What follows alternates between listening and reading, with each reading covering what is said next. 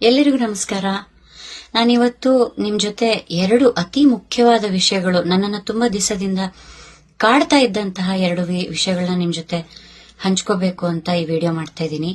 ಈ ವಿಡಿಯೋ ಮಾಡ್ಬೇಕೋ ಬೇಡವೋ, ಇದರಿಂದ ಏನಾದ್ರೂ ಉಪಯೋಗ ಆಗುತ್ತೋ ಇಲ್ವೋ ಅಂತ ಒಂದು ಡೌಟ್ ಇತ್ತು ಮನಸ್ಸಲ್ಲಿ. ಆದ್ರೆ ಇದರ ಕಿರಿಕಿರಿ ಬರ್ತಾ ಬರ್ತಾ ತುಂಬಾ ಜಾಸ್ತಿ ಆಗ್ತಿರೋದ್ರಿಂದ ಇದನ್ನ ಹಂಚ್ಕೊಂಡ್ಲೇಬೇಕು ನಿಮ್ ಜೊತೆ ಅಂತ ಅನ್ಕೊಂಡೆ. ಮೊದಲನೇದೇನಪ್ಪಾ ಅಂತಂದ್ರೆ, ಒಂದು 3-4 ವರ್ಷದ ಹಿಂದೆ ಒಂದು ಇಂಟರ್ವ್ಯೂ ಕೊಟ್ಟಿದ್ದೆ. ಆ ಇಂಟರ್ವ್ಯೂನೇ ಹಳೇದು. ಆ ಇಂಟರ್ವ್ಯೂಲಿ ನನಗೆ 20 ವರ್ಷಗಳ ಹಿಂದೆ ಸಣ್ಣದಾಗಿ ಗಂಟಲಿನ ಕಿರಿಕಿರಿ ಸಮಸ್ಯೆ ಉಂಟಾಗಿ ಕೆಲವು ತಿಂಗಳುಗಳ ಕಾಲ ನನಗೆ ಹಾಡೋದಕ್ಕೆ ಆಗ್ತಾ ಇರಲಿಲ್ಲ.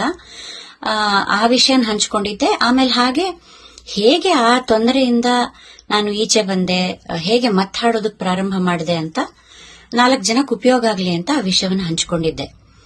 ಅವರು ಅದರ ಕ್ಲಿಪ್ ಅನ್ನ ಮಾತ್ರ ಹಾಕಿದ್ದಾರೆ ಪ್ರಮೋಷನ್ಗೆ ಅಂತ. ನೀವು ಪೂರ್ತಿ ಇಂಟರ್ವ್ಯೂನ ನೋಡ್ದೇನೆ ಬರೀ ಆ ಕ್ಲಿಪ್ಪಿಂಗ್ ಮಾತ್ರ ನೋಡ್ಕೊಂಡು ನಾನೀಗ ಹಾಡೋದಕ್ಕಾಗ್ತಿಲ್ಲ, ಹಾಡೋದ್ ನಿಲ್ಸ್ಬಿಟ್ಟಿದೀನಿ, ನನ್ನ ಗಂಟ್ಲು ಹೊಟ್ಟೋಗಿದೆ ಅಂತೆಲ್ಲ ತುಂಬಾ ಜನ ಹಬ್ಬಿಸ್ತಾ ಇದ್ದಾರೆ. ಇದು ತುಂಬಾ ಮನಸ್ಸಿಗೆ ನೋವು ಕೊಡ್ತಾ ಇದೆ. ಎಲ್ಲಿ ಹೋದ್ರೂ ನೀವೀಗ ಆರೋಗ್ಯವಾಗಿದ್ದೀರಾ, ಹಾಡ್ತಿದ್ದೀರಾ ಅಂತಾರೆ. ನಾನು ಮೊದಲಿಗಿಂತ ಹೆಚ್ಚು ಬ್ಯುಸಿಯಾಗಿದ್ದೀನಿ, ಮೊದಲಿಗಿಂತ ಹೆಚ್ಚು ಹಾಡ್ತಾ ಇದ್ದೀನಿ. ಹಾಗಾಗಿ ಇದೊಂದು ವಿಷಯ. ಇನ್ನೊಂದು ತುಂಬಾ ಮುಖ್ಯವಾದ ವಿಷಯ ಅಂದ್ರೆ ಈ ಶಾರ್ಟ್ ಹೇರ್ ಕಟ್ ನಾನು ಯಾಕೆ ಮಾಡ್ಸಿರೋದು ಅಂದ್ರೆ, ನಾನೊಂದು ಹೊಸ ಸೀರಿಯಲ್ ನಲ್ಲಿ ಒಂದು ಪಾತ್ರ ಒಪ್ಕೊಂಡು ಆ ಚಾನೆಲ್ ಅವರು ಆ ಪಾತ್ರಕ್ಕೆ ಇದೇ ರೀತಿಯ ಶಾರ್ಟ್ ಹೇರ್ ಕಟ್ ಮಾಡಿಸ್ಬೇಕು ಅಂತ ಕೇಳಿರೋದ್ರಿಂದ ನಾನು ಮಾಡಿಸ್ಕೋಬೇಕಾಯ್ತು. ಅದು ಬಿಟ್ಟು ನನಗೆ ಯಾವ ಆರೋಗ್ಯದ ಸಮಸ್ಯೆನೂ ಇಲ್ಲ.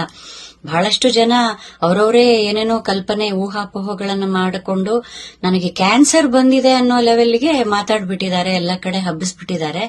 ಇದರಿಂದ ನನಗಿಂತ ಹೆಚ್ಚಾಗಿ ನನ್ನ ತಂದೆ ತಾಯಿಗಳಿಗೆ, ನನ್ನ ಪರಿವಾರಕ್ಕೆ ತುಂಬಾ, ನನ್ನ ರಿಲೇಟಿವ್ಸ್ಗೆ, ಫ್ರೆಂಡ್ಸ್ಗೆಲ್ಲ ತುಂಬಾ ನೋವಾಗಿದೆ.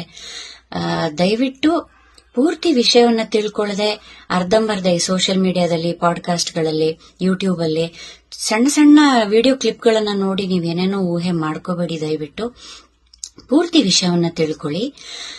ಇದರಿಂದ ಯಾರೋ ಒಬ್ಬರ ವೃತ್ತಿ ಜೀವನಕ್ಕೆ ಅಥವಾ ಅವರ ಪರ್ಸನಲ್ ಜೀವನಕ್ಕೆ ತುಂಬಾ ದೊಡ್ಡ ಘಾಸಿ ಆಗೋದು ತಪ್ಪತ್ತೆ ನೀವು ಪೂರ್ತಿ ವಿಷಯ ತಿಳ್ಕೊಂಡ್ರೆ. ನಿಮ್ಮೆಲ್ಲರ ಆಶೀರ್ವಾದ ಸದಾ ನನ್ನ ಮೇಲಿರ್ಲಿ. ನೀವು ಯಾರ್ಯಾರಿಗೆ ಏನಾದ್ರೂ ನನಗೆ ಈ ತರ ತೊಂದರೆ ಇದೆ ಅಂತ ಹೇಳಿದ್ರು ಅವ್ರಿಗೆಲ್ಲ ಹೇಳ್ಬಿಡಿ, ಇದು ಸುಳ್ಳು, ನಾನು ಆರಾಮಾಗಿದ್ದೀನಿ, ದೇವ್ರ ದಯದಿಂದ ಗಟ್ಟಿಮುಟ್ಟಾಗಿ ಆರೋಗ್ಯವಾಗಿದ್ದೀನಿ. Thank you so much.